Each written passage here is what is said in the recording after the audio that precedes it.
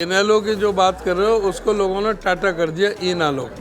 तो इनकी जो फाइल है दुष्यंत चौटाला की वो बीजेपी के पास है और जब ये बोलते हैं तो वो फाइल दिखा देते हैं। इनकी हिम्मत नहीं है उनके सामने बोलने की। यही अभय चौटाला जी जाकर के बीजेपी के कैंडिडेट को वोट दी है ना दी है। अगर वो बीजेपी को वोट दे रहे हैं तो उनको क्या अधिकार है ये कहने का कि मैं बीजेपी के खिलाफ हम मोर्चे में शामिल होंगे।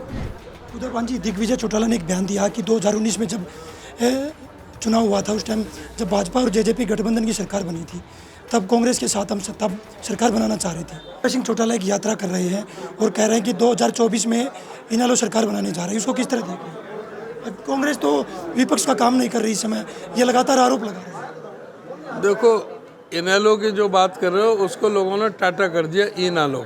इसकी अब ज़रूरत नहीं है क्योंकि इनकी विश्वसनीयता खत्म हो चुकी है।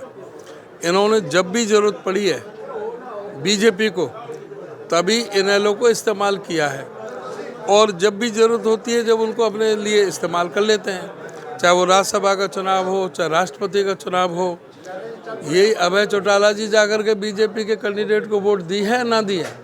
अगर वो बीजेपी को वोट दे रहे हैं तो उनको क्या अधिकार है ये कहने का कि मैं बीजेपी के खिलाफ हम मोर्चे में शामिल होंगे। ये तो जो है बीजेपी की ही बी टीम पहले थी और आज भी बी टीम बने हुए हैं। जब बीजेपी की ज़रूरत होती तब इनको इस्तेमाल कर लेते हैं। उधर पान जी, दिग्विजय चौटाला ने एक बयान दिया कि 2019 में जब चुनाव हुआ था उस टाइम जब भाजपा और जेजेपी गठबंधन की सरकार बनी थी तब कांग्रेस के साथ हम तब सरकार बनाना चाह रहे थे। तो उसको किस तरह दें? ये अब 4 साल बाद बयान दे रहे हैं। ये इनका चेहरा बेनकाम नहीं हुआ जब इनको पता है कि गांवों में घुसना दूभर हो जाएगा। इन्होंने लोगों के साथ में विश्वासघात किया है, लोगों के विश्वास के साथ में इन्होंने धोखा दिया है।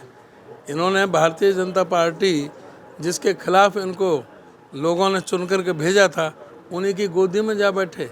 इन्होंने चौधरी देवीलाल के सपनों को जो जिनको लिए बात करते थे, जननायक चौधरी देवीलाल के नाम से जो पार्टी बनाई थी उसमें भी कहते थे 5100 रुपये पेंशन करेंगे।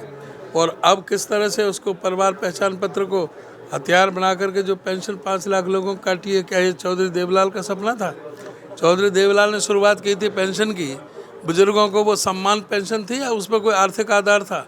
आज आर्थिक आधार लगाया जा रहा है और ये उसकी पैरवी कर रहे हैं। ये उसकी आज उनको शर्म नहीं आती जो उसकी पैरवी करते हैं कि हाँ जो परिवार पहचान पत्र को हथियार बना करके 5 लाख लोगों की पेंशन काटी गई है। आज इन पर कोई भरोसा करने के लिए तैयार नहीं।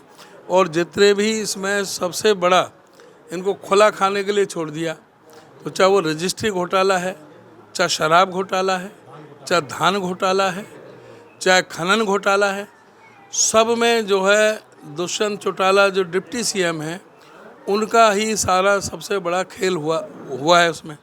और इनकी जो आज का एमएलए राम अवतार फिल्म देखी हो तो इनकी जो फाइल है दुष्यंत चौटाला की वो बीजेपी के पास है और जब ये बोलते हैं तो वो फाइल दिखा देते हैं। इनकी हिम्मत नहीं है उनके सामने बोलने की, तो ये उनके सामने बोल नहीं सकते। आगे भी आप देखोगे तो नाम भी अगर कोई गठबंधन हुआ भी ना तो उसमें कैंडिडेट बीजेपी के होंगे, नाम जेजेपी का होगा।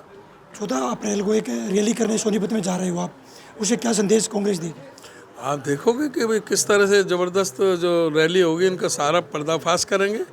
और भारत रत्न बाबा साहब डॉक्टर भीमराव अंबेडकर जी ने जो सपना देखा था, जो उनके 132वीं जयंती के अवसर पर उस सपने को साकार करने के लिए जो उन्होंने देखा था कि जो एक संविधान हमें जो दिया था, ऐसा धर्मनिरपेक्ष संविधान जिसमें सबको समानता का अधिकार है, सबको बराबरी का अधिकार है, सबको अपने तरह से पूजा करने का अधिकार दिया गया था, आज उन पर किस तरह से चोट पहुंचाई जा रही है। किस तरह से जो संविधान को बचाने के लिए, लोकतंत्र को बचाने के लिए जो संवैधानिक संस्थाएं जो खड़ी की गई थी, चाहे वो जुडिशरी है, चाहे वो इलेक्शन कमीशन है, चाहे वो सीबीआई है, ईडी है, चाहे वो सीबीसी है, चाहे वो सीएजी है, आज सभी की क्रेडिबिलिटी पर प्रश्न चिन्ह लगे हुए हैं। आज ये सारा जो बाबा साहब के जो हमें उसके खिलाफ ये कर रहे हैं। आज तो ये रिजर्वेशन भी खतरे में है।